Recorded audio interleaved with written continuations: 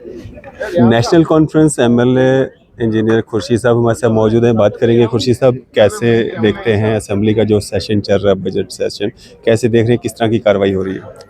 शुक्रिया डैंग साहब। असेंबली का जो ये बजट सेशन है ये चल रहा है, तो इंशाल्लाह ये हम उम्मीद करते हैं कि जम्मू कश्मीर के लोगों के हित में जो होगा वही होगा। उमर साहब वही करने जा रहे हैं।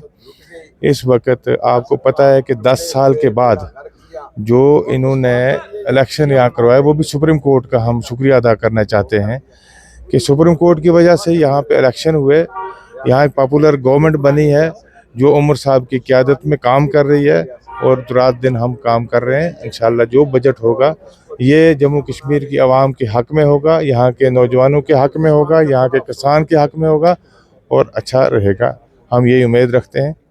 खुर्शीद साहब, आपकी खुद की जो कॉन्स्टिट्यूंसी है, जहाँ से जीत करके आप आए हैं, जहाँ पे लोगों ने आप पे भरोसा किया है, वहाँ के कौन से इस तरह के मसाइल हैं जिनको आप असेंबली में उजागर करेंगे ताकि लोगों को राहत मिल सके? डैंग साहब, गुनागू प्रॉब्लम है। 2014 तक बहुत अच्छा सिस्टम चल रहा था, कोई गवर्नमेंट थी, जवाबदेह गवर्नमेंट थी। उसके बाद 14 के बाद वहाँ जो भी हमारे डेवलपमेंट के काम चल रहे थे, एजुकेशन का था, उसमें हेल्थ का था, उसमें डेवलपमेंट जो था, रोड कनेक्टिविटी था, पीडीडी था, सारा एक सिस्टम से चल रहा था। अनफॉर्चुनेटली 2014 में जब पीडीपी और बीजेपी की गवर्नमेंट यहाँ पे बनी और वो सारा कुछ दरम बरम होके रह गया। उसके बाद 18 में वो गवर्नमेंट भी ख़त्म हो गई। 19 में 5 अगस्त 19 के बाद जो जम्मू कश्मीर के अवाम के साथ जो खिलवाड़ हुआ वो नाकाबिल बर्दाश्त है। उसके चलते 6 साल उसमें गुजर गए।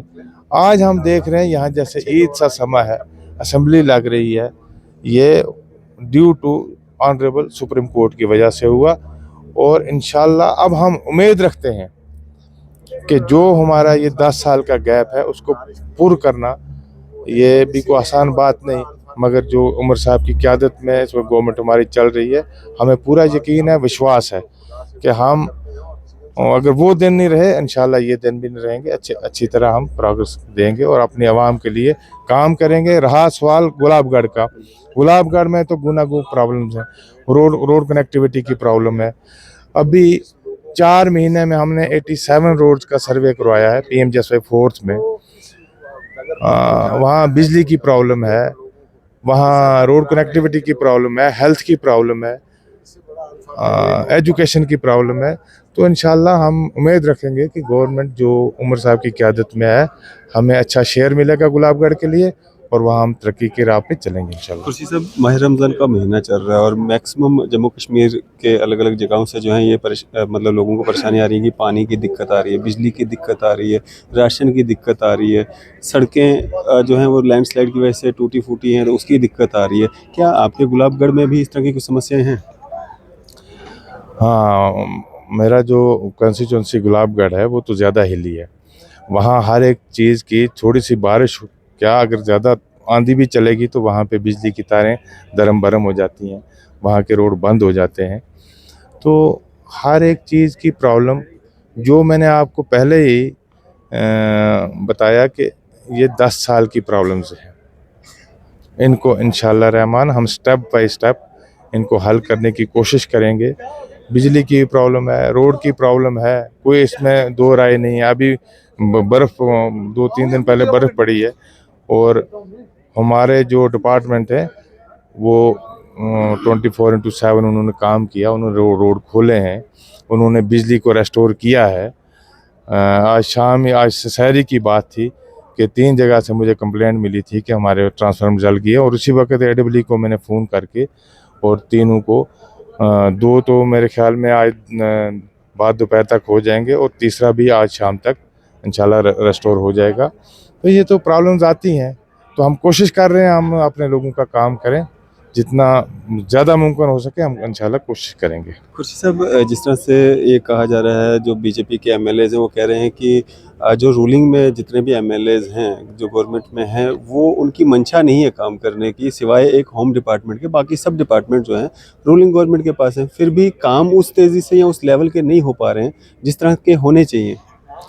सारे काम हो रहे हैं।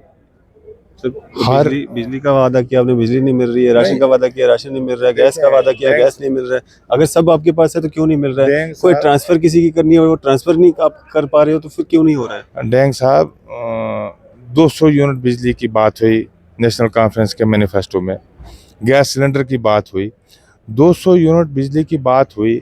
अब ऐसा है कि हमारे जम्मू कश्मीर में 100% मीटरिंग भी नहीं है, उसको कौन सा हम वो तराजू लेके तोलेंगे? सर, जहाँ पे मीटरिंग है वहाँ पे तो दे दीजिए। नहीं, वो नहीं होता है। ये 100% मीटरिंग जब हो जाएगी, पूरे जे और को आप 200 यूनिट बिजली फ्री देंगे, पहले जहाँ पे मीटर्स लगे हैं, मीटिंग हुई है, वहाँ पे दे दीजिए। सुनिए मेरी बात, ऐसा नहीं है। जो हमारा पहाड़ी इलाका है, जहाँ ज़्यादा डिजर्व होता है, जहाँ बीपीएल है, जहाँ पे लोग गरीब लोग हैं, रूरल एरियाज में, अगर उनको फ्री नहीं हुई तो शहर में तो हर एक चीज़ फैसिलिटी पहले मिलती है। गरीबी तो हर जगह है, शहर में भी है, गांव में भी वो है। बात नहीं है। जो रूरल एरिया में आप देखेंगे, आपने देखा होगा कि जितनी गुर्बत हमारे पहाड़ी इलाकों में, उतनी मैदानी इलाकों में नहीं है। यहाँ फिर भी रोजगार है। यहाँ मनरेगा को इस वक्त गवर्नमेंट ने निचोड़ दिया है। फेस अटेंडेंस दो टाइम की मांगी है, और 259 रुपये उसकी ये पर डे 259 रुपीज़ है। 2 बार फेस अटेंडेंस करनी, और हमारे एरिया में तो नेट ही नहीं है। हमारे कुछ 4 पंचायतें ऐसी हैं कि जहाँ पे नेटवर्क ही नहीं है। वहाँ तो मनरेगा तो ख़त्म हो चुका है, वहाँ तो कोई अटेंडेंस, वहाँ हाजिरी को काम नहीं कर सकता है। और हमारा सरकार का दावा है 100 दिन का रोज़गार, इसीलिए किया गया कि इसको आस्ता आस्ता ख़त्म किया जाए। हालांकि ये 100 दिन का अगर गरीब को रोज़गार मिल जाता तो बहुत बड़ा काम था ये, और इसीलिए कांग्रेस सरकार ने इसको सेंटर में लगाया था। और अब ये वाली सरकार जो है वो उसको ख़त्म कर रही है, ये बहाने लगा के, फलाना ऑनलाइन करो, फलाना ऑनलाइन करो। ये कौन सी वाली अभी जो मौजूदा सरकार जे में या सेंटर की बीजेपी सरकार, उसकी जो पॉलिसियां हैं वो हर एक चीज़ को सुकड़ा रही हैं और ख़त्म करने की कोशिश कर रही है, कि ताकि यहाँ के लोगों को इससे फ़ायदा ना हो पाए। सर, क्या एक मैसेज रहेगा आपका, आपकी कॉन्स्टिट्यूंसी के जो लोग आपको देख रहे होंगे? मैसेज यही है कि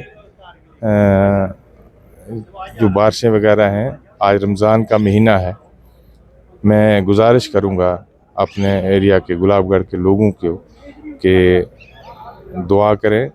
हम जो जिम्मेवारी इन लोगों ने हमें दी हुई है, उसमें हम खरा उतरने की कोशिश करें। उमर साहब को, हमारी कैबिनेट को, हमारे साथियों को ऊपर वाला इतनी हिम्मत दे कि हम इस तूफ़ान से बाइज़्ज़त, बावकार हम यहाँ से निकलें और उनकी हम खिदमत कर सकें, जिन्होंने हमें यहाँ पे पहुँचाया है। चलो, शुक्रिया हमारे से बातचीत करने के लिए। बहुत बहुत शुक्रिया। तो इंजीनियर खर्शीद साहब हमारे से बात कर रहे थे, MLA Gulabgarh constituency national conference के नेता। आपकी इस पर क्या राय है? अभी अपनी राय जो है जरूर साझा कीजिएगा। इसी तरह की मजीद अपडेट्स के लिए आप देखते रहें न्यूज़ इंडिया।